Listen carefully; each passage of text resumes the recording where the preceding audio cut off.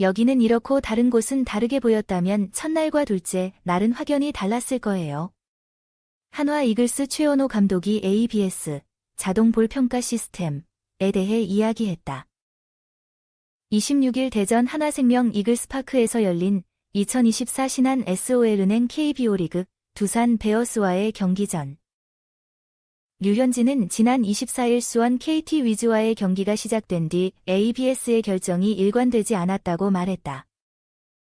5이닝 동안 7실점, 5자책만 허용했고 최 감독은 류현진의 주장에 동의했다. 지난 23일 KT와의 시리즈 첫 경기에서는 문동주가 선발 출전했을 때의 스트라이크 존과 류현진이 선발로 출전했을 때의 스트라이크 존이 조금씩 다른 것으로 확인됐다. 그러자 KBO는 26일 보도자료를 내고 류현진의 ABS 결정에 문제가 없다고 부인했다. 경기 전 KBO의 반박에 대해 최 감독은 사실 현장에 있는 선수들에게서 그런 얘기를 들었다. 저희, 코치님들은 나가서 노력해본 적이 없어서 잘 모르겠지만 선수들 이야기를 들으면 우리 팀 선수들이 다른 팀 선수들보다 조금 더 나은 것 같아요. 팀 분위기에 더 민감한 건 사실이고 그때 코치진도 동요한 게 사실이다. 선수들한테서 그런 말을 듣거든요. 코치들이 선수들의 의견을 듣는 이유는 구단의 ABS 관련 데이터가 축적되어 있지 않기 때문이다. KBO만이 이와 관련된 데이터를 보관하고 있습니다. 류현진의 주장을 반박하기 위해 KBO가 공개한 원자료는 해당 자료가 구단과 공유되지 않았다는 점이다. 따라서 류현진과 선수들은 ABS판에 표시된 값을 토대로 평가할 수밖에 없다. KBO는 류현진이 제기한 문제를 반박하기 위해 일부 자료를 공개했다. 하지만 23일과 24일 스트라이크 존 차이가 없으며 선수의 궁금증을 풀기에는 공개된 자료가 부족하다는 결론을 내렸다. 최 감독은 문동주가 23일 현장에 나설 때 스트라이크 존은 외야수에는 왼손 타자들, 안쪽에는 우타자들이 상대적으로 붐비고 있다. 저완 류현진은 문동주의 ABS 판정 결과를 토대로 24일 경기 계획을 세웠다고 밝혔다. 류현진은 투구 컨트롤 능력이 강점인 투수다. 그리고 스트라이크 존 가장자리를 유연하게 활용해 공을 던진다. 공격 영역을 정확하게 식별하는 것이 매우 중요합니다. 그래서 매 경기마다 류현진은 ABS 판정 결과를 전송하는 태블릿 앞 더그아웃에 있었다. 이는 샷과 볼이 분리되는 지점이 정확하게 결정된다는 의미입니다. 하지만 류현진은 23일과 24일 경기에서 스트라이크 존이 조금 다르다고 느꼈다. 류현진은 1회 좌타자 천성호에게 아웃사이드 패스트볼 3개를 던졌다. 공의 높이는 서로 다르지만 모두 경계에 닿아 있습니다. 그러나 3개의 공은 모두 딜링된 공이었다. 물론 류현진이 3볼 카운트에서 천성호를 잡았지만 이때부터 한화의 승부는 흔들렸다. 이후 류현진이 경계선을 향해 수많은 공을 던졌으나 ABS는 이를 눈치채지 못했다. 3라운드 조용호의 경기에서 류현진은 고개를 갸우뚱하며 더그아웃에 ABS 존을 확인하라는 신호까지 보냈다. 결국 이 지역에 적응하지 못한 류현진은 좀 더 중앙 쪽으로 움직여야 했고 KT 타자들이 이를 잘 컨택해 공을 투입할 수 있었고 운이 좋은 안타가 안타로 이어졌고 한화의 수비 실수까지 합해 3회 3득점, 4회 4득점을 기록했다.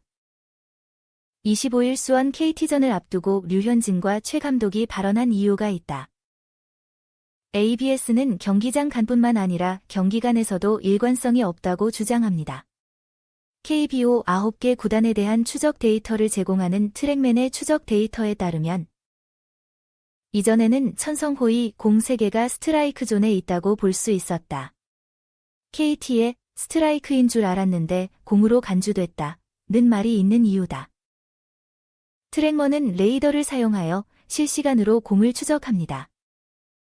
ABS 시스템에서 사용하는 PTS 시스템은 실제 측정값을 기반으로 하지 않기 때문에 보다 정확한 데이터를 제공합니다.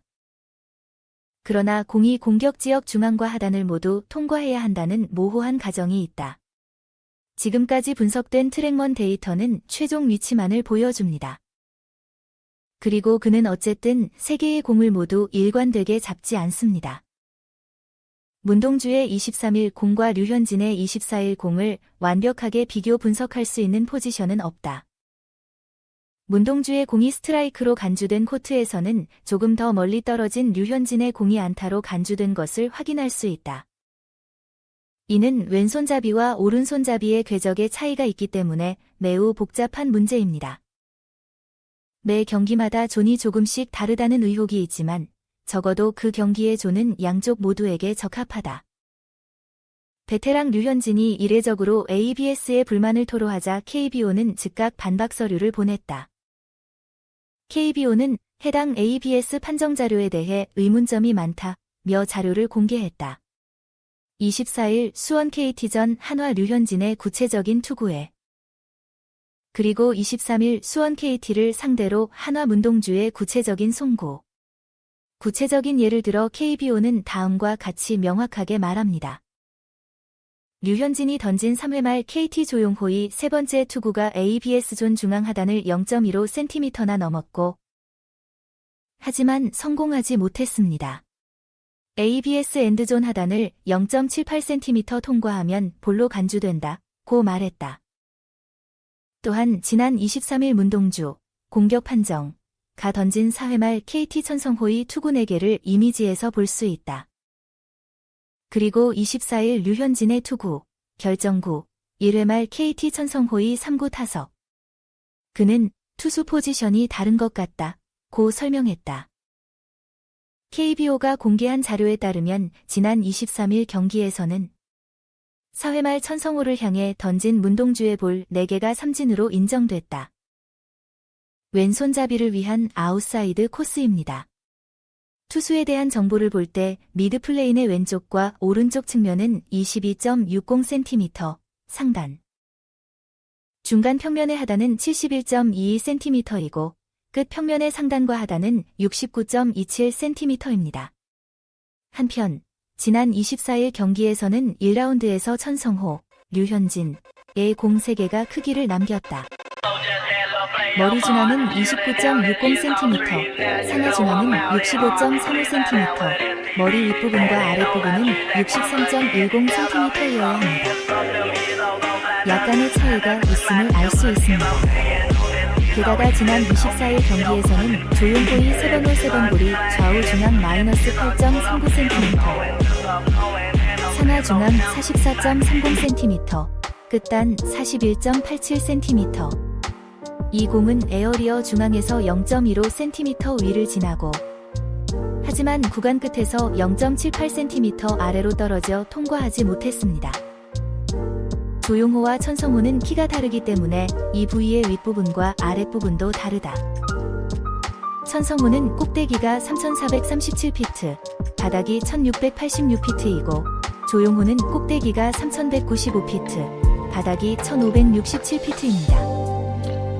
류현진이 삼진을 당했음에도 불만스러운 모습을 보였던 조용호의 5회 3구. 좌우 중앙 25.59cm, 중앙 상하 69.24cm, 끝 상하 67.21cm의 샷으로 평가된다.